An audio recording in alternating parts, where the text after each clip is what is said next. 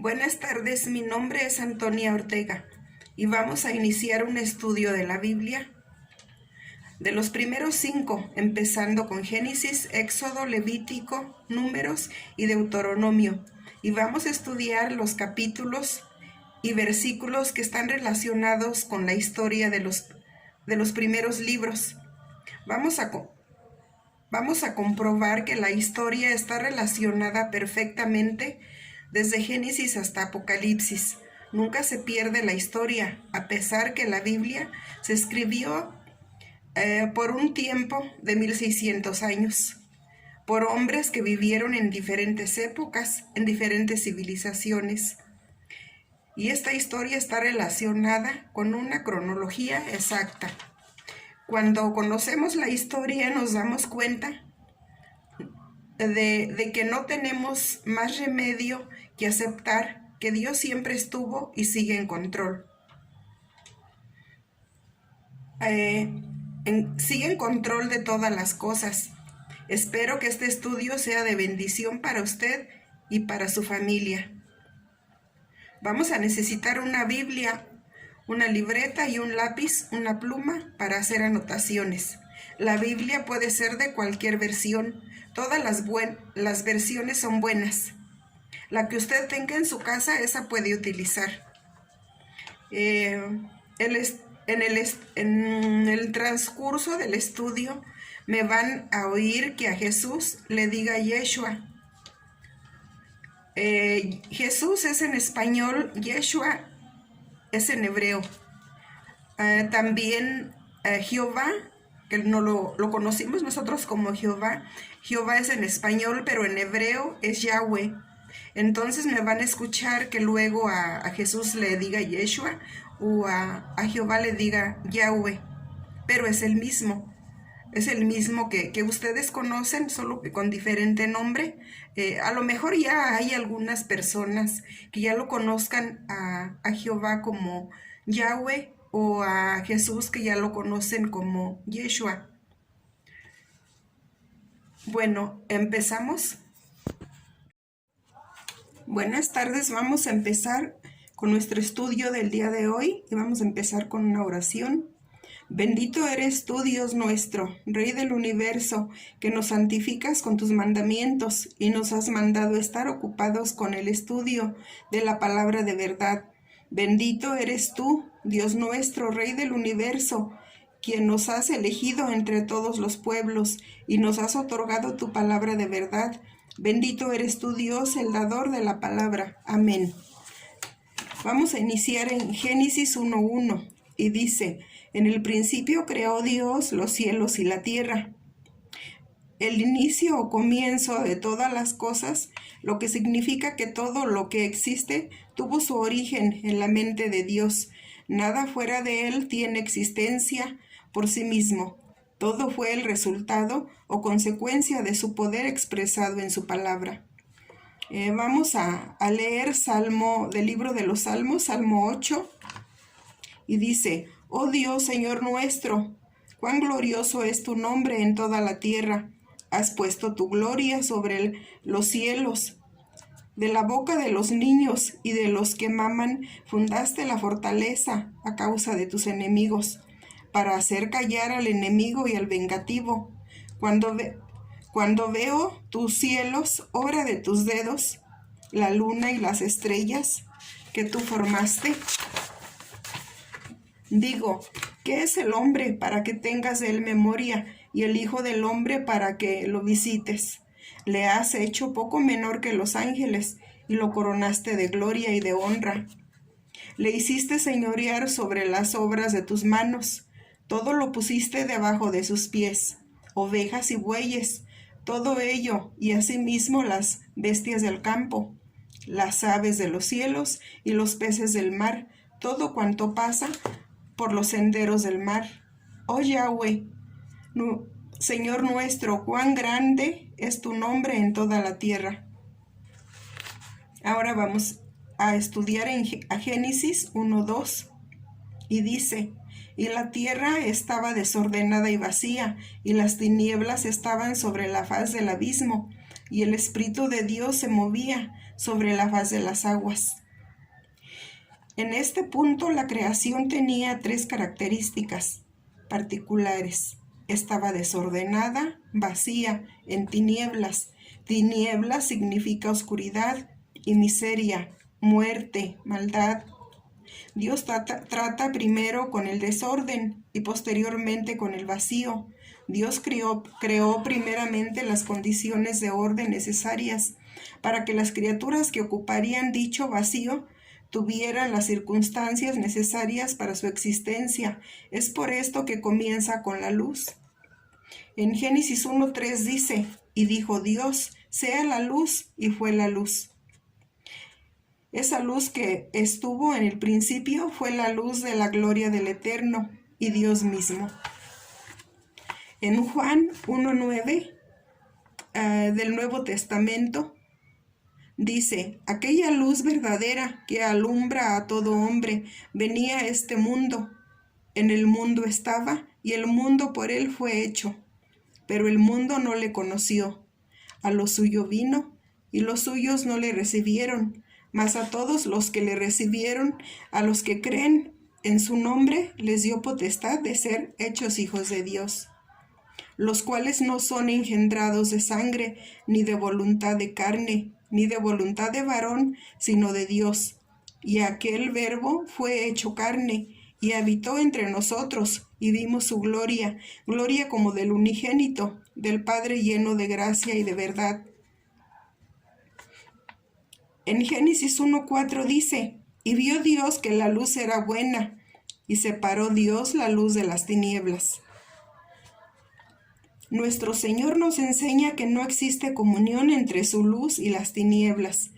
En 2 de Corintios 6:14 y 15 dice, no os unáis en yugo desigual con los incrédulos, porque ¿qué compañerismo tiene la justicia con la injusticia?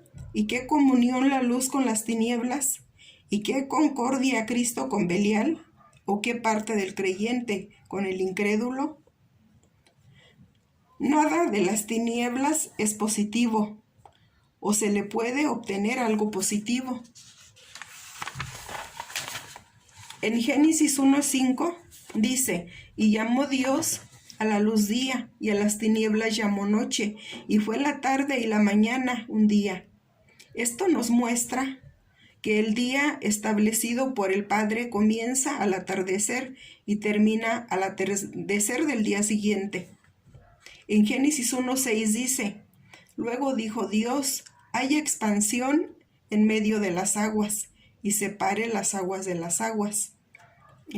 Este versículo nos indica que había agua encima de la atmósfera, alrededor de la tierra. En Génesis 1:8 dice, llamó Dios a la expansión cielos, y fue la tarde y la mañana el día segundo. La palabra cielos indica que hay más de un cielo. En Génesis 1:9 dijo, también Dios, júntense las aguas que están debajo de los cielos en un lugar y descúbrase lo seco. Y fue así. Estableció Dios los límites de su creación. Dios empieza a tratar con el vacío.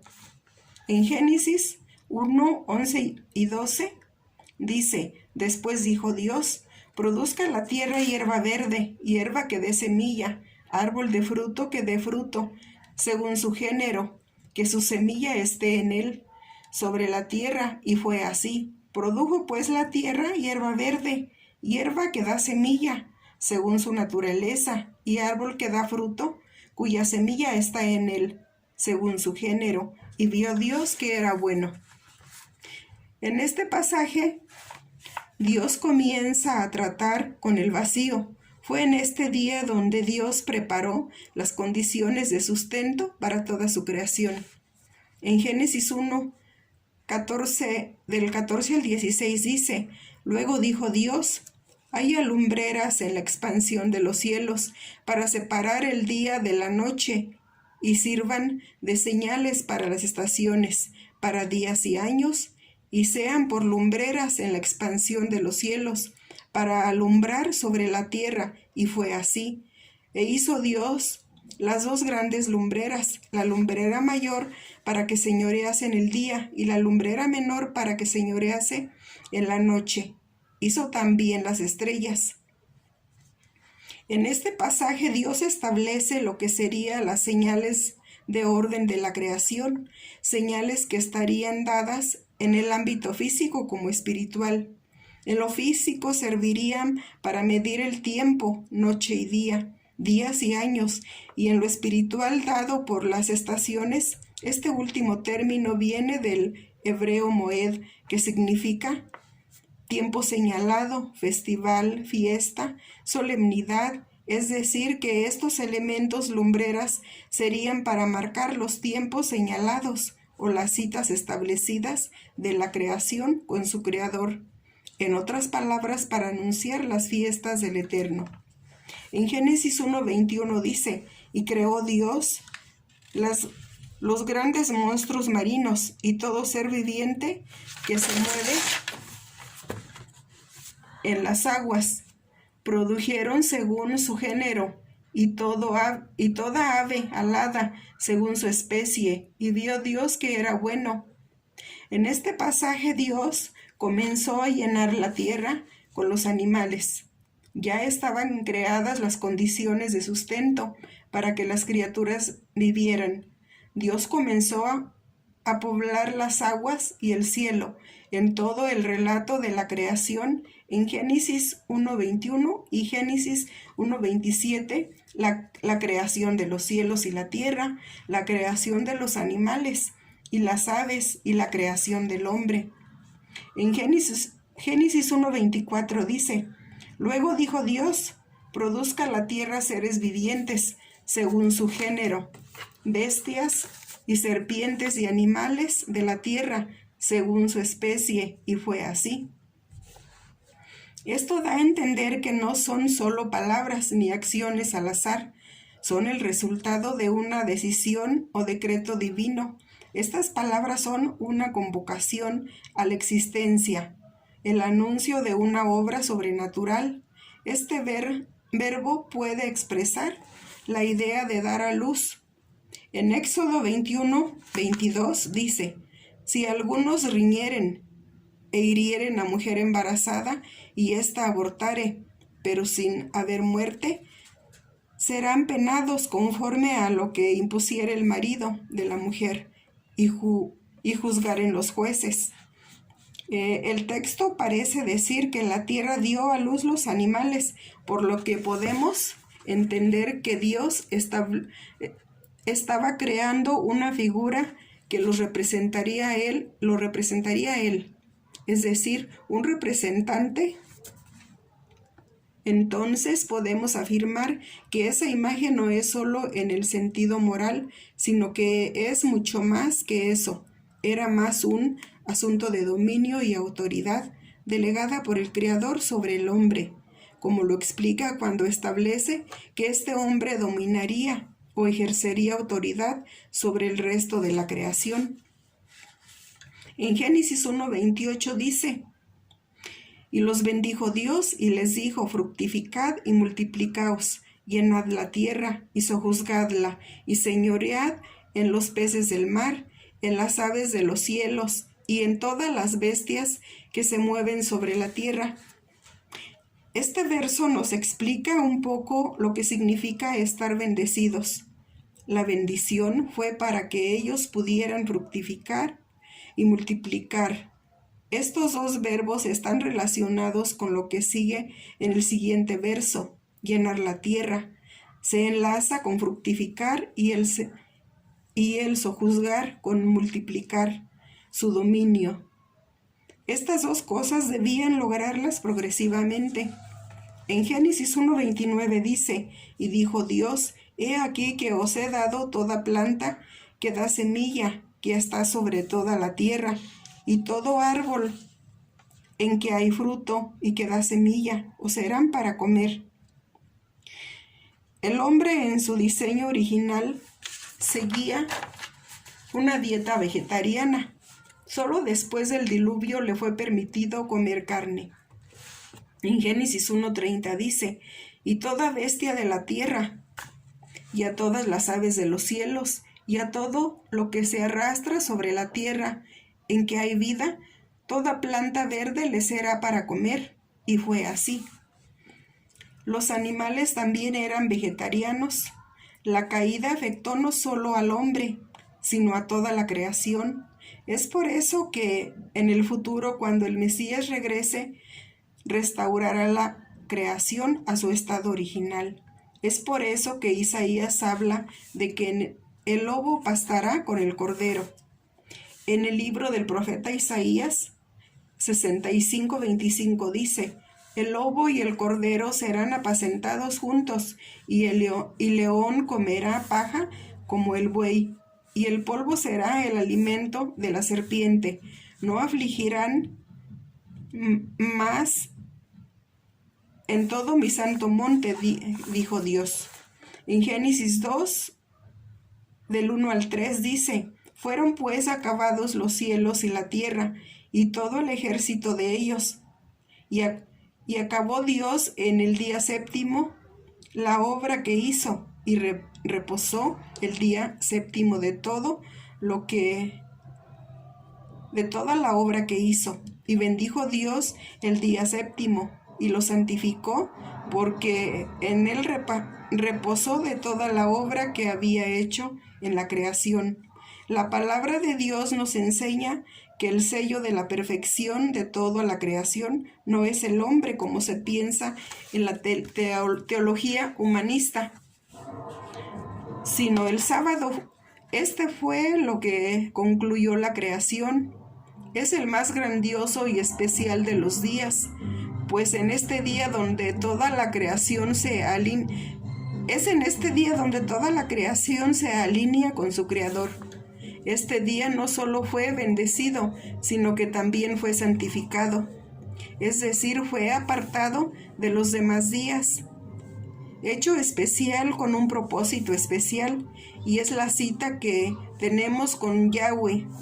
De esta forma vemos cómo el Eterno hace diferencia al santificar el séptimo día, contándolo y separándolo.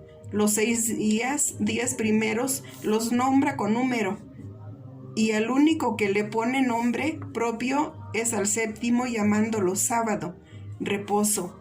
Hay tiempos santos y lugares santos, tiempos apartados y lugares apartados. Estos son principios incorporados en la creación que ayudan al hombre a relacionarse de manera correcta con su Creador. En Génesis 2:7 dice, entonces Dios formó al hombre del polvo de la tierra y sopló en su nariz aliento de vida, y fue el hombre un ser viviente. Aquí se ve una diferencia en cuanto a la creación de los animales. Esta diferencia está dada en el hecho de que los animales fueron creados por su palabra, cuando dice, haya, sean. Sin embargo, al hombre, la Escritura dice que lo formó como un alfarero forma su vasija. Es por eso que Jeremías expone lo siguiente. La palabra que vino a Jeremías por parte de Dios, baja a la casa del alfarero, y ahí te impartiré mis palabras. Así que bajé a la casa de un alfarero y lo encontré trabajando en la rueda, y si la vasija que hacía se dañaba, como sucede con el barro en las manos del alfarero, él volvía a hacer otro vaso según le parecía mejor. Entonces me llegó la palabra de Yahweh: oh casa de Israel, ¿no podré yo hacer con ustedes como hace este alfarero? Declara Dios, como el barro en la mano del alfarero, así son ustedes en mis manos, oh casa de Israel. En Génesis 2:8 dice, y Yahweh Dios plantó un huerto en Edén, al oriente, y puso ahí al hombre que había formado. El texto nos enseña que Dios creó al hombre fuera del Edén, y después es que lo introduce en él. Se observa también que primero es creado el hombre y después el huerto, por lo que se pudiera pensar que Dios creó el huerto por causa o para el hombre. En Génesis 2:9 dice: y Dios hizo nacer de la tierra todo árbol delicioso a la vista y bueno para comer, también el árbol de vida en medio del huerto y el árbol de la ciencia del bien y del mal.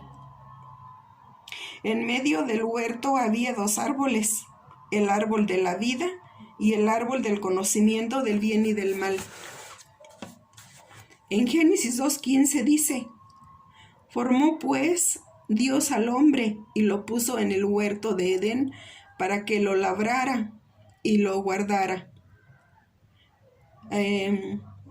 para que trabajara y lo cuidara. Podemos entender que somos responsables de cuidar y proteger las bendiciones que Dios nos da para usarlas como adoración y servicio a Él.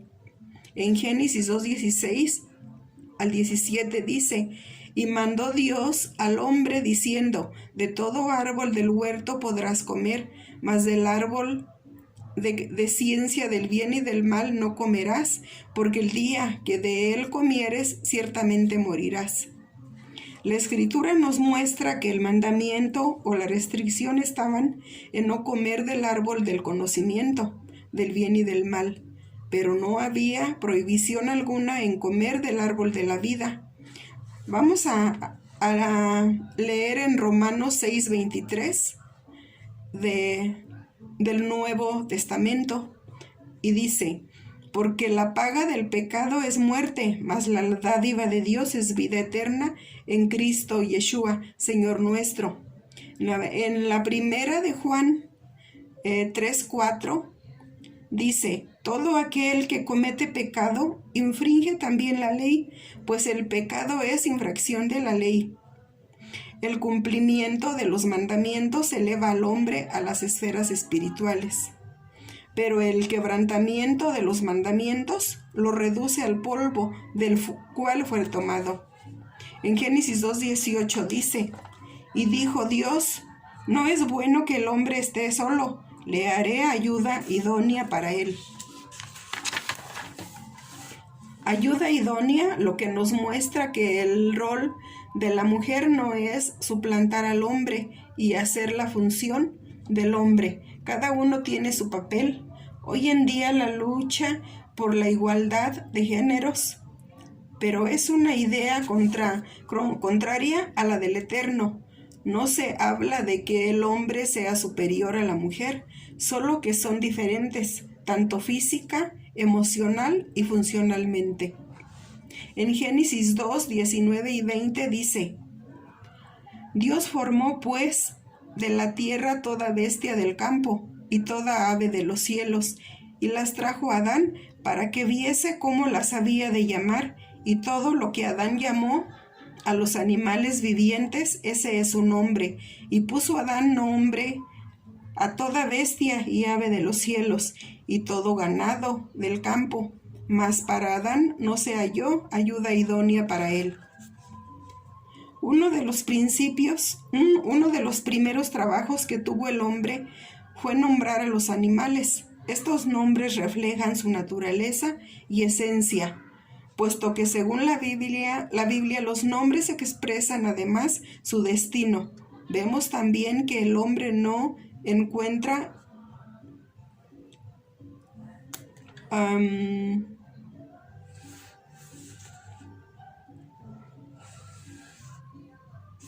el hombre no es compatible sexualmente con ningún animal. El bestialismo es una afrenta al Eterno, como lo expresa la palabra de Deuteronomio 27:21, que dice: Maldito el que se ayuntare con cualquier bestia, y dirá todo el pueblo, amén. En Génesis 2:21 y 22 dice: Entonces Dios hizo caer sueño profundo sobre Adán, y mientras éste dormía, toma una de sus costillas y cerró la carne en su lugar. Y de la costilla que Dios tomó del hombre hizo una mujer y la trajo al hombre. En el relato de la creación se nos dice que Dios creó al hombre, pero el detalle curioso es que creó en el mismo ser al varón y la hembra. En este pasaje vemos cómo Dios hace una separación. En Génesis 2:24 dice: por tanto, dejará el hombre a su padre y a su madre, y se unirá a su mujer, y serán una sola carne. Aquí está la base para el matrimonio entre hombre y mujer. La idea es que sean una unidad indisoluble, como fueron diseñados. En Génesis 3, 1 y 3, del 1 al 3, dice: pero la serpiente era astuta más que todos los animales del campo que Dios había hecho, la cual dijo a la mujer: ¿con qué Dios os ha dicho, no comáis de todo árbol del huerto?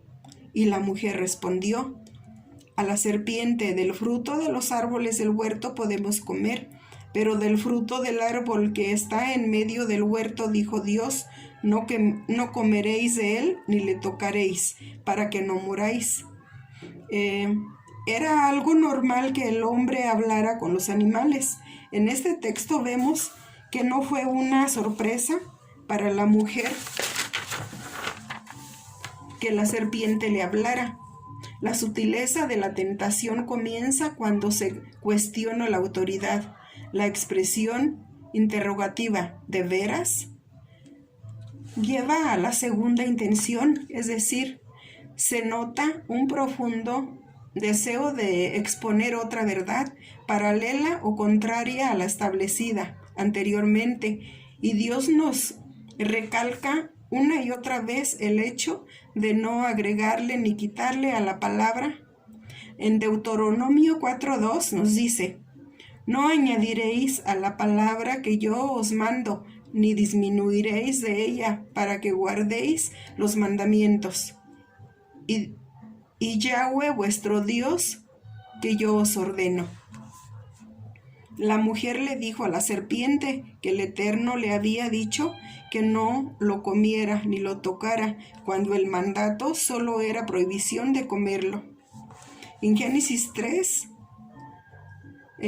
4 y 5 dice: entonces la serpiente dijo a la mujer: no moriréis, sino que sabe Dios que el día que comáis de él serán abiertos vuestros ojos, y seréis como Dios, sabiendo el bien y el mal. En Génesis 3:6 dice: y vio la mujer que el árbol era bueno para comer, y que era agradable para alcanzar la sabiduría, y tomó de su fruto y comió, y dio también a su marido, el cual comió así como ella. La mujer esta vez miró el árbol de una manera diferente a las que pudiera haberlo visto antes.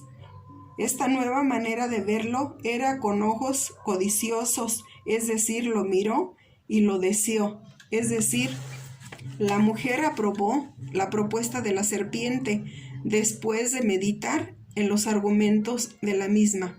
El problema de ver radica en la forma en que vemos. ¿Lo deseamos para satisfacer algo en nosotros o le deseamos para usar como atajo, para llegar a un fin que implica quebrantar un mandamiento del Eterno, en vez de obedecer y esperar en Dios su provisión para nosotros? En este asunto, no rechacemos la sabiduría que viene de lo alto. En Proverbios 1:20 dice: la sabiduría clama en las calles, alza su voz en las plazas. En Proverbios 2:15 dice: cuyas veredas son torcidos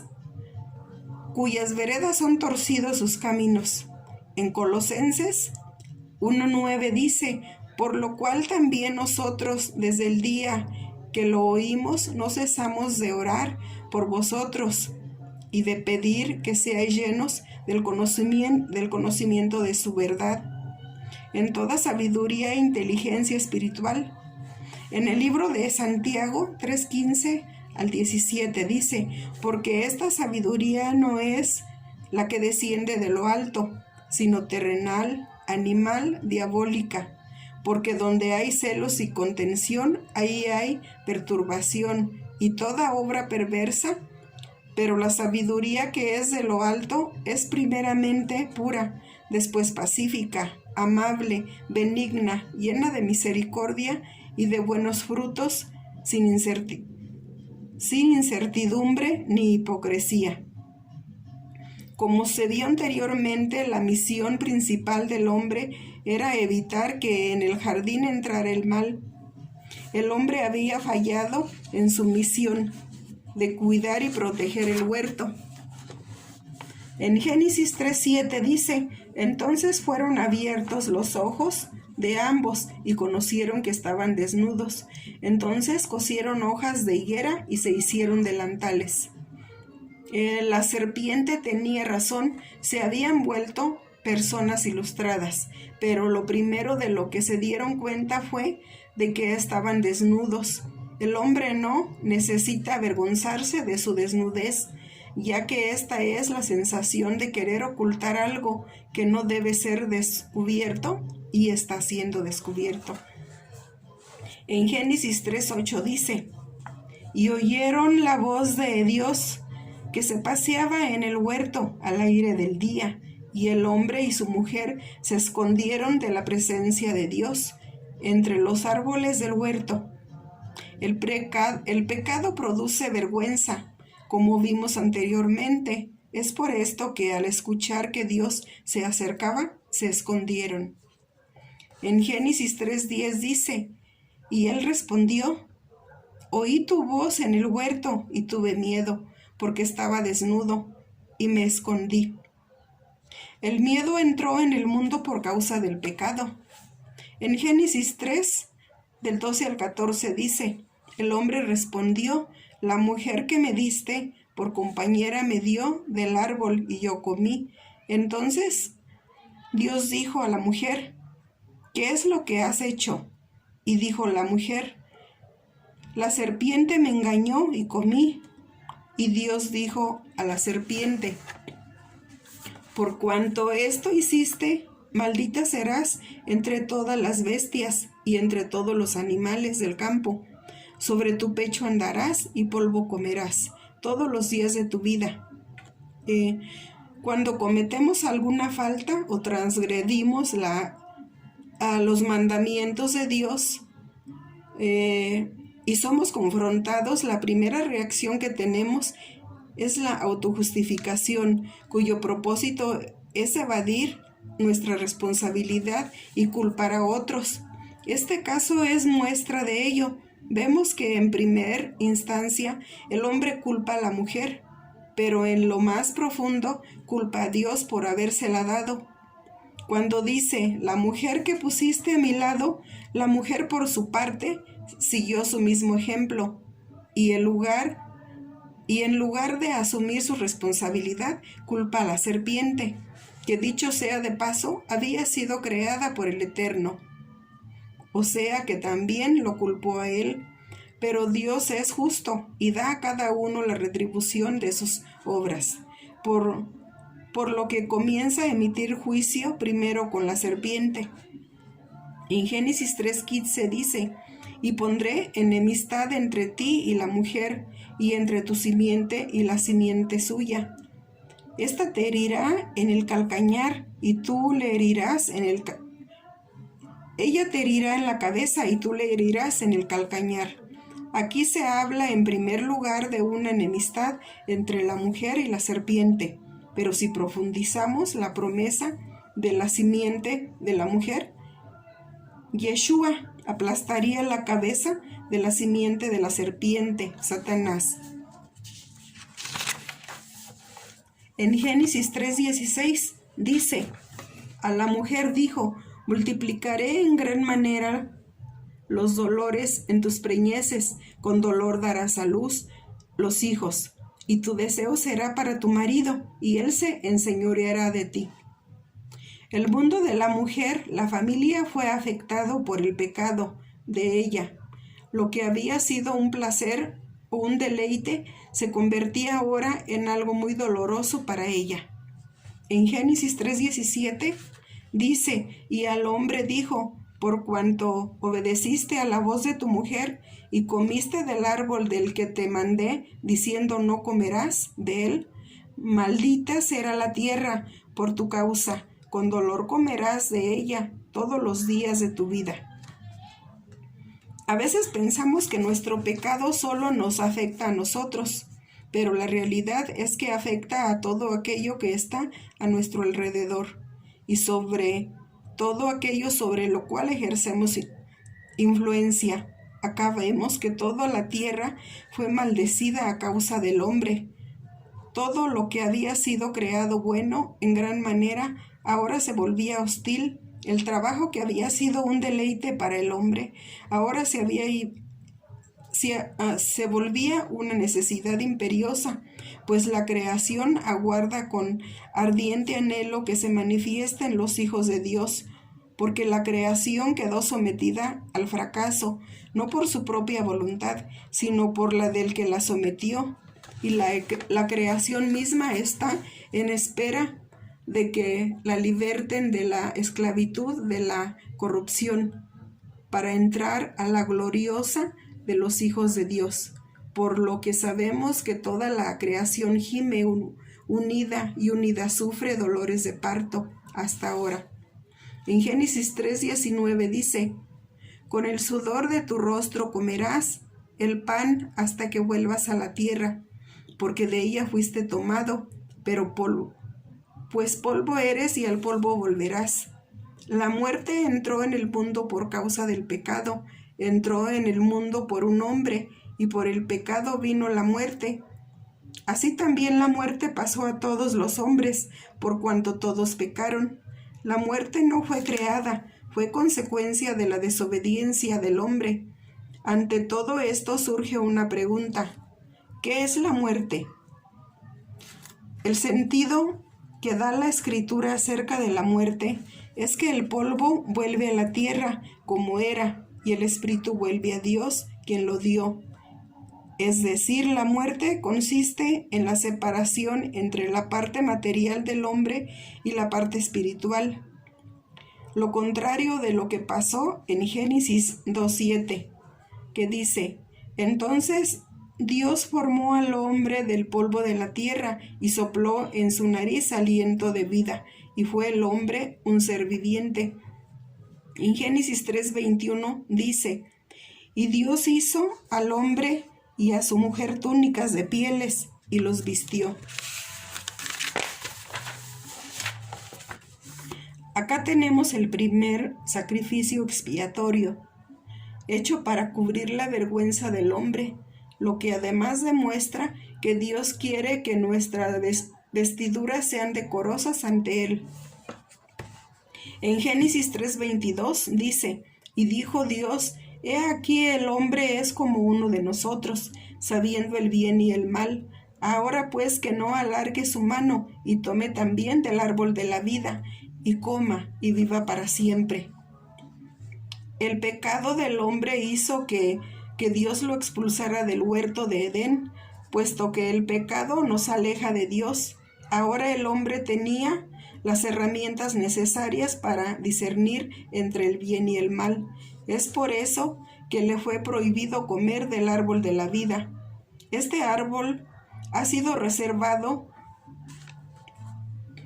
para los que sean fieles a Dios, tal como lo expresa Juan. El que tiene oído oiga lo que el Espíritu dice a las comunidades. Al que venza le concederé comer del árbol de la vida, que está en medio del jardín de Edén de Dios.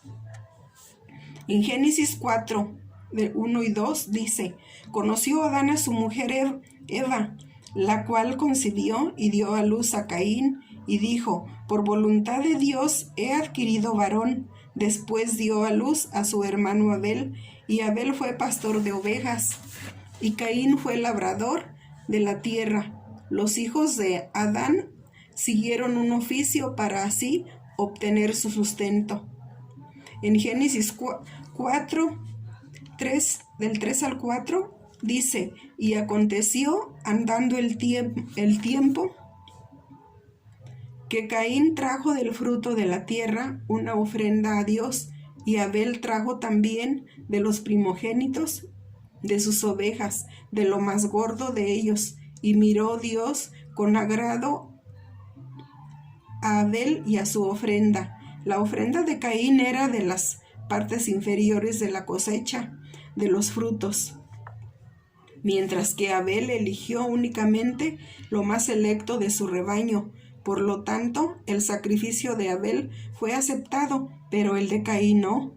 Por eso, cada vez que vayamos a hacer un servicio para Dios, debemos buscar la excelencia y dar lo mejor de nosotros para el Rey eterno. En Génesis 4:7 dice: si bien hicieres, no serás enaltecido, y si no hicieres bien, el pecado está a la puerta. Con todo esto, a ti será su deseo, y tú te enseñorearás de él. Este verso no es un acto de justicia, no es un acto de juicio, más bien un acto de misericordia. Es esa guía que nos da el Eterno cuando vamos por mal camino. Es esa alerta de que podemos desviarnos de la verdad. Además nos enseña que el dominio propio es un fruto es su Espíritu de Dios. En Gálatas 5:23 dice: mansedumbre, templanza, contra tales cosas no hay ley. En Colosenses 3:5 dice: haced morir pues lo terrenal en vosotros, fornicación, impureza, pasiones desordenadas, malos deseos y avaricia, que es idolatría. En Romanos 8:13 dice: porque si vivís conforme a la carne, moriréis, mas si por el Espíritu hacéis morir las obras de la carne, viviréis. En Génesis 4:9 dice: y Yahweh dijo a Caín: ¿dónde está Abel tu hermano? Y él respondió: no sé, ¿soy yo acaso guarda de mi hermano? La pregunta acerca del lugar o posición nos recuerda a Génesis 3:9, que dice: mas Dios llamó al hombre y le dijo: ¿dónde estás tú? Demostrando una relación entre el pecado de Caín y el pecado de Adán, pero todos somos responsables por nuestros pecados. En Génesis 4:10 dice: y él respondió: oí tu voz en el huerto y tuve miedo, porque estaba desnudo y me escondí. Cada vez que ocurre un homicidio, no solo se está matando a la persona en cuestión, sino que también a toda la descendencia que hubiera podido tener. En el libro de Hebreos 12:24 dice: a Yeshua, el mediador del mundo, al mediador del nuevo pacto, y a la sangre rociada, que habla mejor que la de Abel.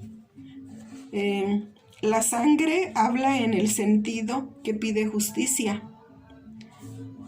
En el libro de Hebreos 9:15 dice: así que por eso es mediador de un nuevo pacto, para que interviniendo muerte para la remisión de pecados.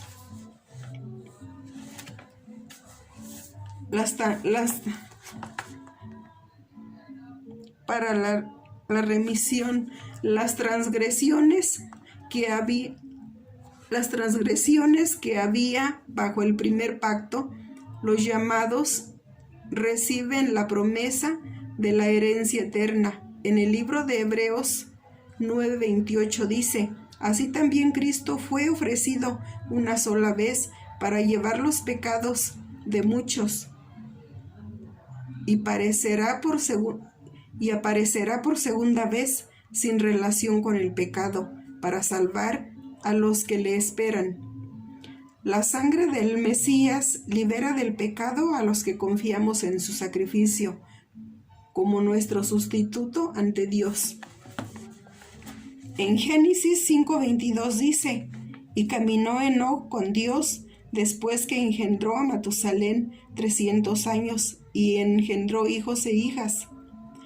La expresión caminó con Dios, llevar una vida de obediencia a Dios, o sea, cumplir sus mandamientos.